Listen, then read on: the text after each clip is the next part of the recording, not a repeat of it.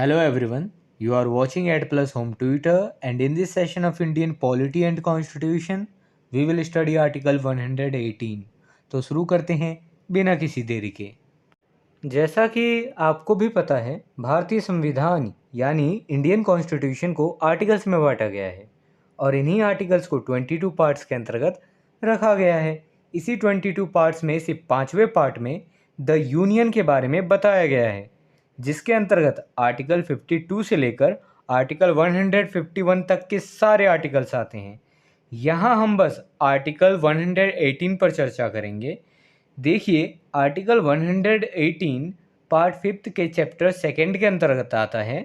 यहाँ मैं पहले कंटेंट को इंग्लिश में रीड करूँगा, फिर उसकी मीनिंग आपको हिंदी में समझाऊँगा ताकि आपको कंसेप्ट ज़्यादा से ज़्यादा समझ आ सके। Article 118 talk about rules of procedure. Basically article 118 जो है बात करता है rules of procedure of Lok Sabha and council of state. तो उनके रूल्स ऑफ प्रोसीजर क्या होंगे, इसी के ऊपर चर्चा करता है article 118।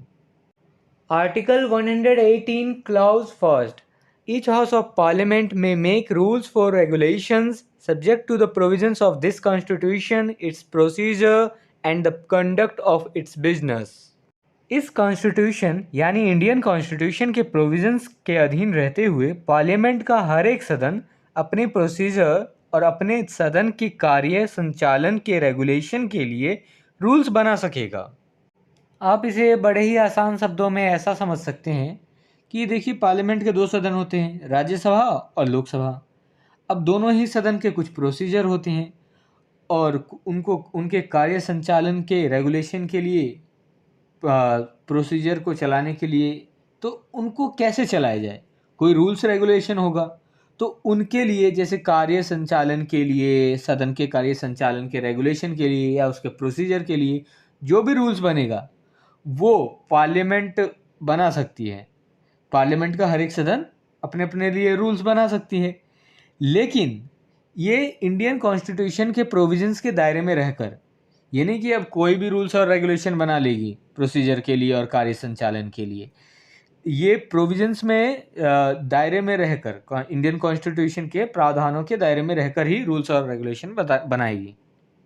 Article 118 clause 2, until rules are made under clause first, the rules of procedure and standing orders in force immediately before the commencement of this constitution with respect to the legislature of the Dominion of India shall have effect in relation to Parliament subject to such modification and adaptations as may be made therein by the Chairman of the Council of States or the Speaker of the House of the People as the case may be।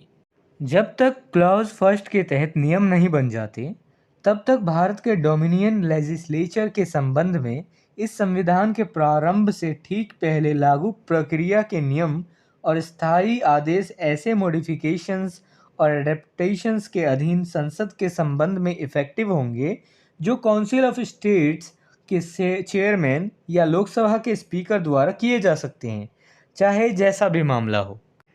आप इसे बड़े ही आसान शब्दों में समझिए एक example के through. मान लीजिए देश का गणतंत्र दिवस अभी जो है नहीं हुआ है, मतलब कि अभी देश की कानूनी व्यवस्था नहीं लिखी गई है, अभी संविधान नहीं लिखा गया है, अभी नया नया संविधान आया है जिसमें रूल्स ऑफ प्रोसीजर जो है लोकसभा का और राज्यसभा का नहीं है। तो कौन से रूल्स ऑफ प्रोसीजर जो है फॉलो किए जाएँ? तो अब कौन से रूल्स ऑफ प्रोसीजर फॉलो किए जाएंगे? तो जो डोमिनियन ऑफ इंडिया के लेजिस्लेचर के द्वारा जो रूल्स ऑफ प्रोसीजर फॉलो किए जाते थे, उन्हीं के रूल्स ऑफ प्रोसीजर फॉलो किए जाएंगे, चाहे मॉडिफिकेशन के लिए चाहे किसी चीज़ के लिए। तो उनके रूल्स ऑफ प्रोसीजर फॉलो किया जाएंगे। अब ये डोमिनियन ऑफ इंडिया क्या है? बेसिकली जो हमारा गणतंत्र दिवस 26 जनवरी 1950 है, उससे पहले जो है 15 अगस्त 1947 से और 26 जनवरी 1950 तक हमारा देश जो है आज़ाद तो हो चुका था, लेकिन एक तरह से जो है हमारा कॉन्स्टिट्यूशन बना नहीं था। तो ब्रिटिश राज के अंदर मान सकते हैं उस समय था। तो वही है हमारा डोमिनियन ऑफ इंडिया। इसके बारे में अब आप डिटेल में जाके पढ़ सकते हैं, गूगल पे सर्च कर सकते हैं, dominion of India for more clarity for this clause second. तो बेसिकली यही लिखा हुआ है। तो अगर प्रोसीजर नहीं होगा, अगर अभी हमने प्रोसीजर बनाया ही नहीं है, तो कौन सा प्रोसीजर यूज़ करेंगे? तो वही डोमिनियन ऑफ इंडिया के लेजिस्लेचर में जो यूज़ करते थे रूल्स और रेगुलेशन का प्रोसीजर, वही रूल्स ऑफ प्रोसीजर आप यूज़ करेंगे रेगुलेट करने के लिए लोकसभा और राज्यसभा को। बेसिकली यहाँ आपको कंफ्यूज होने की ज़रूरत नहीं है, आपको यह समझने की ज़रूरत है रूल्स ऑफ प्रोसीजर जो है लोकसभा को चलाने और राज्यसभा को चलाने के लिए जो बनाना है, तो उस रूल्स ऑफ प्रोसीजर को बनाने के लिए भी तो कोई प्रोसीजर फॉलो करनी पड़ेगी। तो वो जो प्रोसीजर है वो डोमिनियन ऑफ इंडिया का लेजिस्लेचर का टाइम का रूल्स ऑफ प्रोसीजर फॉलो करेंगे। Article 118, Clause 3. The President, after consultation with the Chairman of the Council of States and the Speaker of the House of the People, may make rules as to the procedure with respect to joint sittings of and the communications between the two houses. President चाहे तो council of states के chairman और लोकसभा के speaker के साथ consultation के बाद दोनों सदनों की जॉइंट सिटिंग और उनके बीच कम्युनिकेशन के संबंध में प्रोसीजर के बारे में नियम बना सकते हैं, यानी रूल्स बना सकते हैं। अब जॉइंट सिटिंग क्या होता है आप तो समझ गए होंगे, बेसिकली आपने पहले भी पढ़ा होगा। जॉइंट सिटिंग बेसिकली जब दो डेडलॉक होता है दो हाउसेस के बीच, जैसे लोकसभा ने एक बिल पास कर दिया पर राज्यसभा ने नहीं किया, तो ऐसा डेडलॉक जो है तो उसके बीच जब डेडलॉक हो गया तो जॉइंट सिटिंग बैठेगी, तब दोनों हाउस बैठेंगे, दोनों हाउस द्वारा जो है बिल पास किया जाएगा। तो ऐसे सिचुएशन में प्रोसीजर बनाने की बात की गई है, तो नियम बनाने की बात की गई है, तो इसी में यही लिखा हुआ है। Article 118, Clause 4. At a joint sitting of the two houses, the Speaker of the House of the People, or in his absence, such person as may be determined by rules of procedure made under Clause 3, shall preside.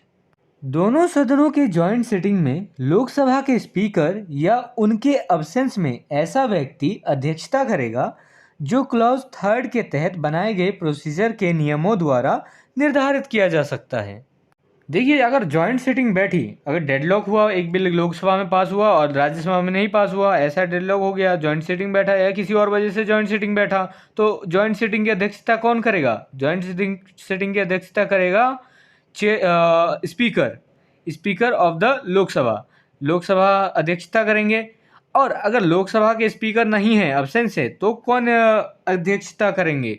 तो अध्यक्षता करेंगे जो clause 3 के तहत जो procedure बना है उसके प्रोसीजर के तहत जो अध्यक्ष डिसाइड होगा कि उसके एब्सेंस में ये अध्यक्षता करेगा, उसके अकॉर्डिंग वो पर्सन अध्यक्षता करेगा। ठीक है।